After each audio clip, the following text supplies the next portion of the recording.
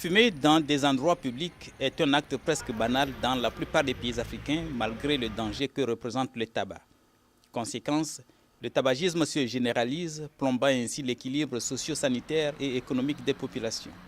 Les revenus des familles, souvent, comme je l'ai dit, sont détournés dans la consommation de cigarettes. Et nous pensons que cela n'est pas normal. Déjà que nos pays sont très pauvres. Et en plus aussi de cela, il y a que le tabagisme crée des maladies.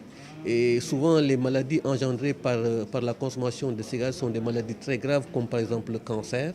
Et nous savons que pour soigner un cancer dans nos pays, il faut quand même beaucoup de moyens. À Dakar, par exemple, le paquet de Marlboro coûte 500 francs CFA. Avec 25 francs, l'on peut s'en offrir un bâton comme ici. Cette vente en détail accroît l'accès plus ou moins facile au tabac et aggrave le phénomène du tabagisme parmi les jeunes. J'avais un ami, il s'appelait Moussa. On allait ensemble, chaque jour on allait dans les soirées, des choses comme ça. Lui, il était un fumeur.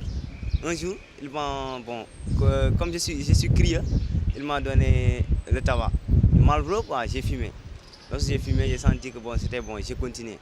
Le tabac tue 6 millions de personnes chaque année dans le monde. Et d'après les prévisions de l'OMS, entre 2025 et 2030, 10 millions de décès dus au tabac seront notés dans le monde, dont 7 millions dans les pays en développement.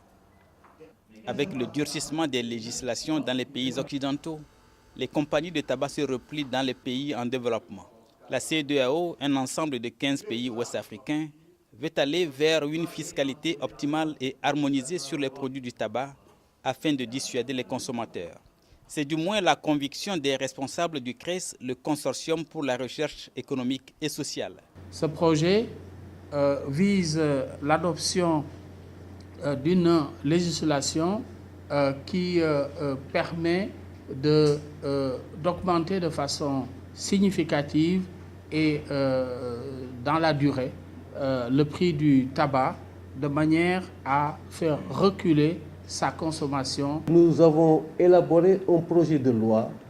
Ce projet de loi, nous l'avons déposé devant le gouvernement du Sénégal depuis 2008. Et depuis 2008, ce projet de loi est dans les tiroirs. Apparemment, le cri du cœur qui dit que le tabac tue ne semble pas encore bien entendu par tous.